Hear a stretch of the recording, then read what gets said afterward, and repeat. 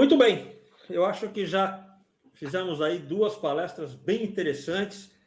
Vamos agora aproveitar e fazer uma mesclagem desses dois assuntos que foram trabalhados, tanto por mim como pelo Alan. Nós organizamos, então, um painel, um bate-papo, na verdade, sobre isso. Né? Aqui vão participar não só eu, o Alan, mas toda a equipe da Estação da Mentoria, com o Wellington e com o Fernando Braz.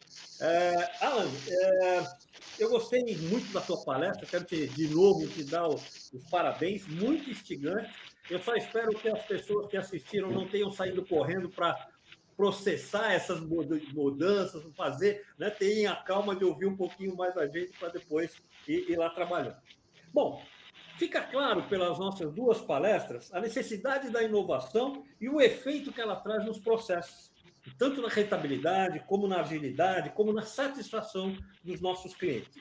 E a questão que eu acho que deve estar fervilhando na cabeça de muita gente hoje é, basicamente, como eu faço isso? Como eu escolho as melhores alternativas? Né? Qual é aquela que vai me trazer mais vantagem, que realmente vale a pena eu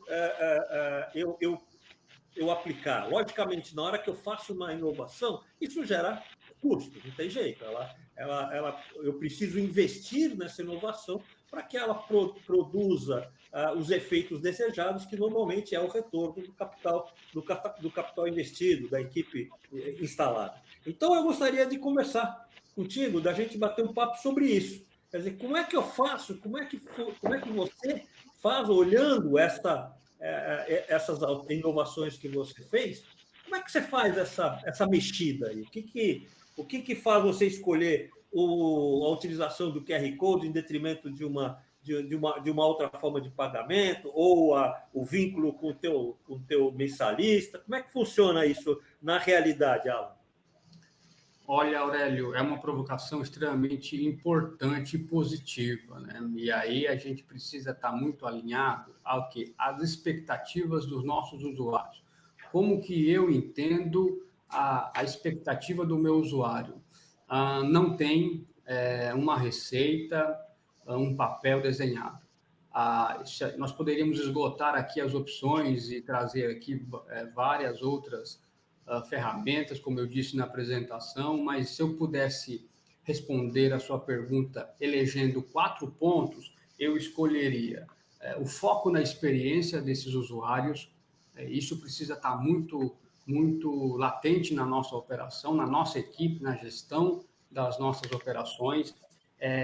Levantar esses dados, e não tem como fazer isso se não estando próximo da operação, próximo da equipe, envolvendo o nosso time nas decisões a serem tomadas, sentindo as dores e que os nossos colaboradores, que os nossos clientes sentem. Eu acho que estar próximo dessa operação, ela se não a mais, uma das mais importantes tarefas para a gente entender qual é a ferramenta que vai atender ali a expectativa desses usuários, né? Eu acredito que são esses, né? Experiência, os dados, aproximação com a equipe e a aproximação ali com os nossos usuários. Eu acho que aí você tocou num ponto interessante, que é valorizar a experiência que a gente tem. Se tem alguém que pode olhar uma situação e buscar alternativas, é aquele sujeito que tem uma experiência técnica e que põe essa experiência na escolha da melhor alternativa. Eu acho que aí vai uma dica que eu acho que é fundamental hoje em qualquer processo de escolha, né? É muita conversa, é muita pergunta, é conversar a respeito, é buscar informação. Eu acho que esse é o processo que exaustivamente tem que ser feito com toda a liderança, conversando com a sua base, conversando com o seu cliente, às vezes ficando num cantinho observando o que acontece, para poder dizer assim, caramba, olha a dificuldade. Né? Quantas vezes a gente não percebe isso quando, sei lá, você está no meio de uma operação, passa um cliente e diz, olha, por que vocês não mexem em tal saída na medida em que lá toda vez é complicado, e aí você olha aquilo sobre a ótica dele e percebe que realmente você pode fazer alguma coisa a respeito. eu acho que tem aí uma lição a ser aprendida, que é a capacidade de, em vez de eu estar, às vezes, como líder, enfurnado numa operação, é estar olhando essa operação de uma maneira renovada, né? É olhar aquilo que me é comum de uma forma diferente. Quando eu faço isso, eu começo a estimular a minha cabeça a utilizar da melhor forma possível todo o meu conhecimento técnico, toda a minha capacidade técnica, né? Não, perfeito, faz todo sentido. A gente não consegue fazer uma gestão estando longe da nossa equipe, longe dos nossos parceiros. A gente precisa se aproximar e ter um relacionamento muito genuíno com os nossos parceiros. A solução, ela não nasce apenas de uma cabeça pensante. Pode acontecer, mas é muito pouco provável. Então, quando você soma esforços, quando você soma e traz para o seu lado os parceiros corretos, a chance de sucesso ela é muito grande. Legal. Fernando, eu queria dar uma cutucada em você, porque em off a gente estava, quando nós estávamos nos preparando aqui para esse painel, você fez um comentário que eu achei extremamente pertinente. Eu queria que você compartilhasse isso com todos. Falando sobre inovações, vamos tentar quebrar alguns paradigmas. O que acontece é que operações fica muito envolvido com o dia a dia. Eu sei que é complicado, você tem segurança, você tem limpeza, manutenção elétrica, hidráulica, e atendimento ao cliente, estacionamento, você tem muitas atividades no dia a dia. E talvez por isso você demande pouco tempo para pesquisa ou para fazer esse olhar importante na tua operação e no cliente. Com certeza, a grande maioria das inovações que eu implantei foram oriundas de observação da operação, de observação do cliente. Vou provocar esse nosso papo comentando o seguinte: são 3 assuntos que eu tenho observado, mesmo não sendo executivo hoje, sendo só consultor, você fica com essa mania de observar tudo. São 3 assuntos que eu tenho que tocar, que o pessoal, que já existe, que não é inovação e que o pessoal não está se atendo. Vou falar um assunto: eficiência energética. Há pouco tempo eu vi uma operação aqui na minha cidade, o cara instalando um toldo comum lá para cobrir o carro. É legal para o cliente? É preocupação de dar sombra para o cliente? Só que, por outro lado, no momento que nós estamos vivendo hoje, de custo de energia alto, e há algum tempo já está acontecendo isso, com certeza esse cara não avaliou botar painel solar, que daria sombra para o cliente e que também ia gerar retorno, payback. O que ele investiu ali não tem retorno, ele dá só retorno na sombra para o cliente, mas não gera benefício ou como redução na despesa de energia.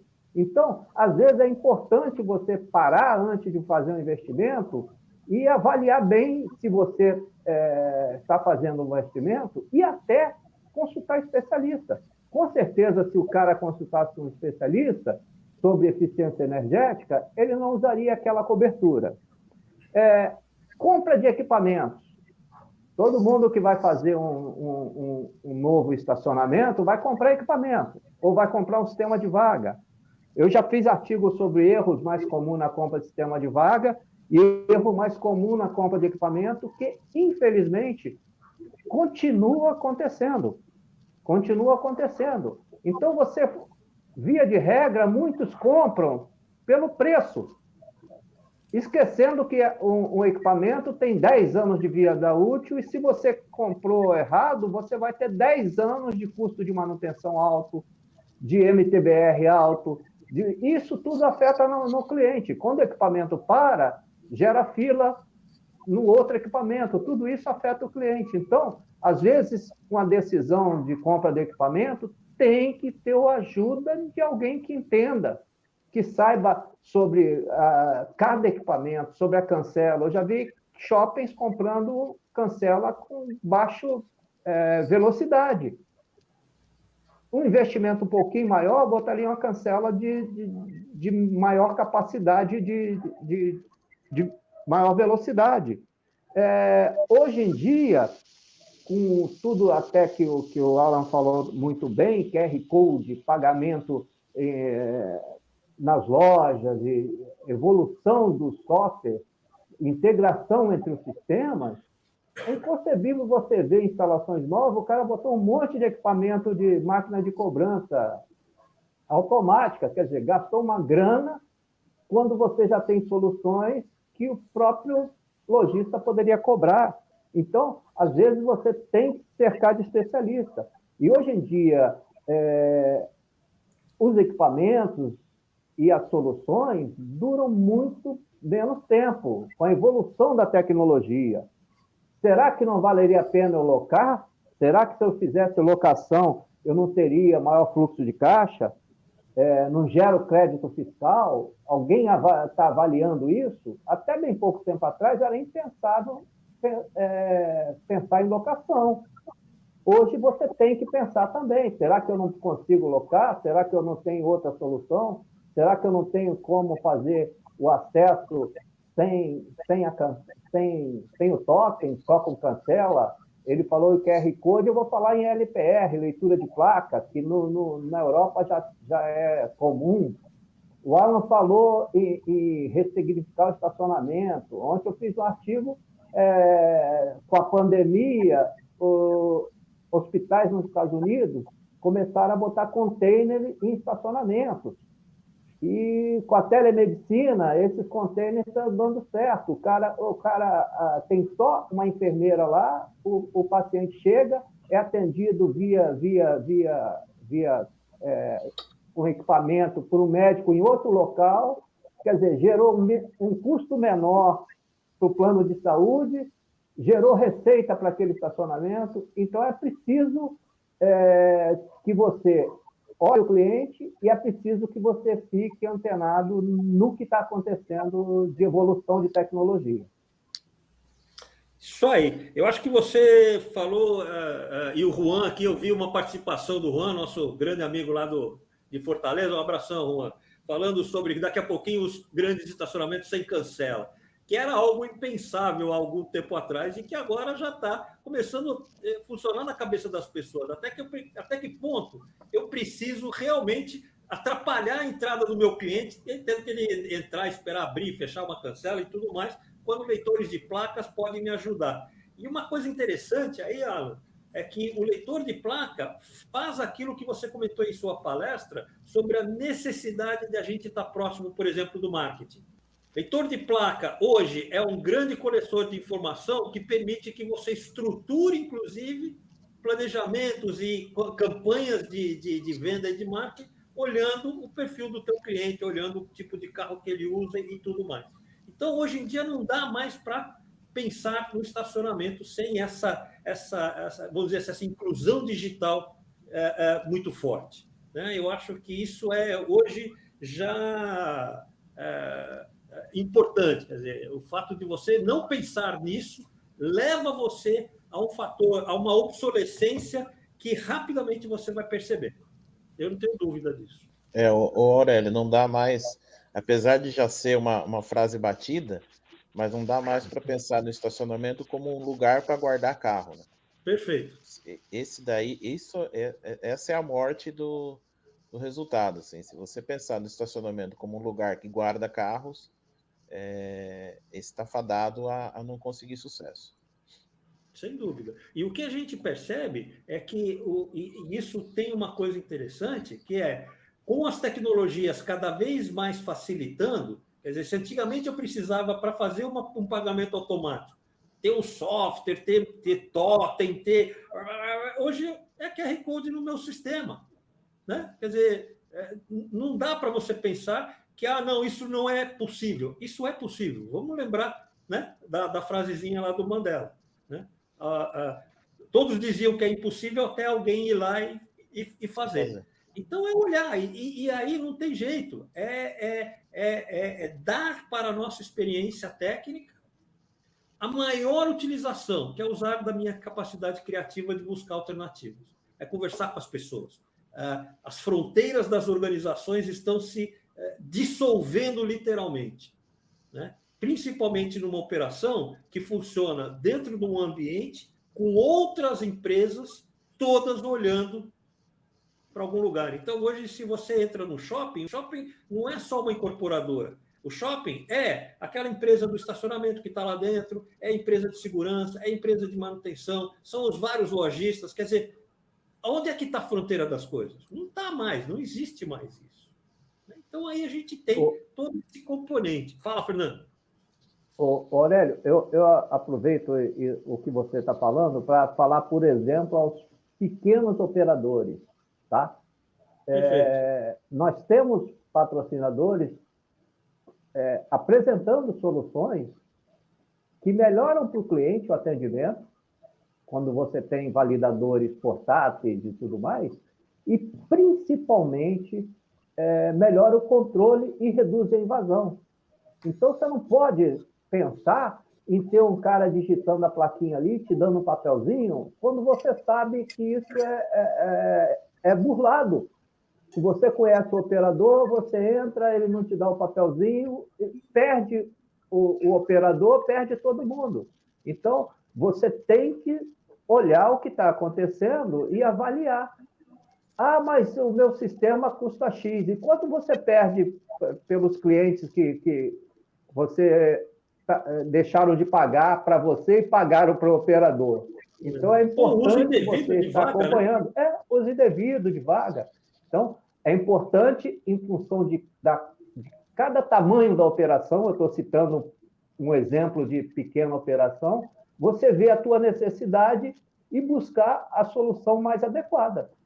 Eu acredito que todos os nossos conceitos aqui explorados percebam que a gente volta lá para o início de uma gestão próxima, de uma gestão ao lado dos parceiros, de pessoas que agregam valores aqui no nosso dia a dia, da equipe, sentindo dores, estando próximo. Não tem como nós fazermos algo disruptivo, inovador, sem estar próximo e entender o dia a dia de cada espaço. Eu acho que tem um exemplo, Alan, que eu gosto de dar, que é o seguinte: nós, no WhatsApp e no Telegram, nós temos um grupo chamado Gestão de Estacionamentos, né? Então, ali você tem muitos operadores.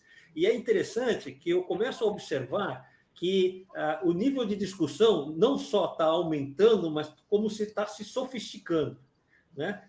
Antigamente era muito comum a gente dizer: olha, meu sistema de pagamento está meio ruim, o que vocês estão fazendo? Não sei o quê. Então vinha muito no socorro. E cada vez mais eu observo que as conversas entre os operadores, entre os responsáveis pelas operações, está indo na direção de: olha, eu estou com uma situação assim assada, alguém conhece um fornecedor que faça isso? Alguém conhece um operador que possa me ajudar? Então, o que a gente percebe é que essas fronteiras estão se dissolvendo, né? Você conversa aparentemente, vamos dizer assim, com um concorrente, né?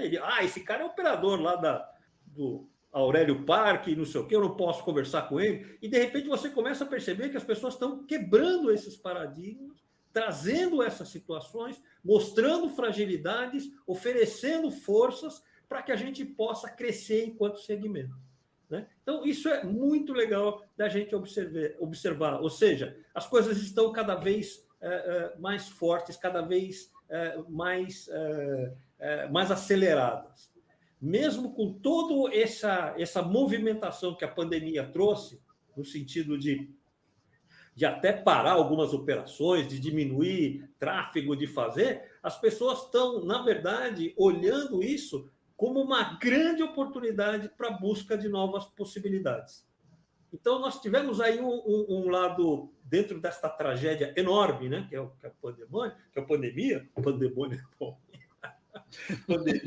a gente teve um lado positivo muito legal, que foi isso: as pessoas pararam para pensar. E quando você para pensar, gente, muita coisa acontece. Eu acho muito legal isso. Um bom exemplo, Aurélio, é o treinamento à distância. que surgiu da necessidade de uma solução na pandemia. Né? Você antes fazia só treinamento presencial e hoje faz treinamento à distância. E é uma solução que melhora muito a operação, porque você consegue manter a equipe bem treinada e isso acaba resultando na imagem da sua empresa. Inclusive, alguns clientes nossos estão usando isso como diferencial comercial. Quer dizer, eu comprovo que eu faço treinamento em toda a minha equipe. E essas empresas estão tendo um crescimento maior do que até os concorrentes que não usam o treinamento. Não, bela sacada, Fernando, você tem razão. Eu não vou fazer propaganda da estacionamentoria, mas é um projeto que me encanta muito, muito, porque eu percebo que a gente está fazendo diferença na vida das pessoas e das empresas. Né? Aurélio, permita-me, se vocês não podem, eu posso. Eu tenho testemunhado isso ao Wellington constantemente. Parabéns a todos por romper este mercado que era extremamente fechado e trazer para a gente que é deste ramo conceitos muito, muito inteligentes. Parabéns mesmo. Se vocês não podem, eu posso fazer a propaganda da estacionamentoria que chegou para ficar. Que bom, rapaz, que bom. Eu fico muito satisfeito, porque eu vejo que a cada Parking Lab que a gente faça, a cada evento, a cada podcast que a gente está trazendo, a gente percebe uma fluência maior de pessoas ouvindo, e esse é o nosso objetivo principal, aumentar a inteligência empresarial das organizações. Se a gente está fazendo isso, que legal, estamos conseguindo fazer o nosso objetivo. Eu gostaria de botar mais uma cerejinha nesse bolo, que é o seguinte: a gente falou da dificuldade ou da importância que a gente tem na escolha do processo. Agora, às vezes a gente escolhe o lugar errado, às vezes a gente escolhe o investimento que não é o mais adequado. Tá? Como é que é isso? Como é que eu faço? Como é que eu me relaciono, então, com essa má escolha? Eu vou lá para o canto, choro um pouco, né? Fico triste. Como é que eu posso fazer com essa situação que vai acontecer, gente? Desculpe a minha fatalidade. Sinceridade. Não tem jeito. De todas as decisões, o importante, né? Eu tinha um chefe que me dizia isso, o importante, Aurélio, é que você escolha, as escolhas certas sejam maiores do que as escolhas erradas. Mas elas vão acontecer. Como é que eu resolvo isso, gente? Olha, Aurélio, bem colocado, tá? A gente precisa começar a disseminar nas organizações, nas nossas áreas, enquanto gestores, um clima favorável ao erro. Né? Eu preciso ter a mentalidade, o mindset da equipe precisa estar voltado a errar rápido e voltar a testar rápido, errou rápido e voltou. Eu acho que se a equipe tiver essa mentalidade, porque isso faz parte do processo de aprendizado, nós não evoluímos enquanto seres humanos, não evoluímos enquanto profissionais sem errarmos. Né? O erro faz parte e é natural do processo. A gente precisa começar a falar mais desse tema, porque é um tema extremamente importante, do meu ponto de vista. E a gente precisa, enquanto gestor, disseminar essa cultura nas equipes, que eles errem rápido e que a gente corrija rápido. Eu acho que isso vai ser sucesso absoluto com os nossos desejos. Exatamente. Eu acho que aí tem a coisa do... Eu acho que, né, logicamente, não é apologia ao erro, mas, assim, divirta-se. Faz parte errar, gente, não tem jeito. A nossa sociedade judaico-cristã, ela carrega o erro com uma carga, com um peso muito grande. É o pecado, é aquilo que... né, desastre total. E, na verdade, não é. É um componente do processo. Lógico, se eu discuto... É parte do processo, reunião, né? Exatamente. Se eu abro reunião, se eu pergunto para as pessoas, se eu pesquiso, eu já diminuo muito o risco. E quando ele vem, se eu continuo observando, é aquilo que o Alan falou. Eu rapidamente percebo, neutralizo o erro, corrijo o rumo e, em algumas situações, aborto o projeto. Porque não, né? Quer dizer, por que eu vou continuar teimando se eu percebo claramente que eu não vou atingir o objetivo que eu quero? Então, gente, calma, relaxa. Fala, Fernando.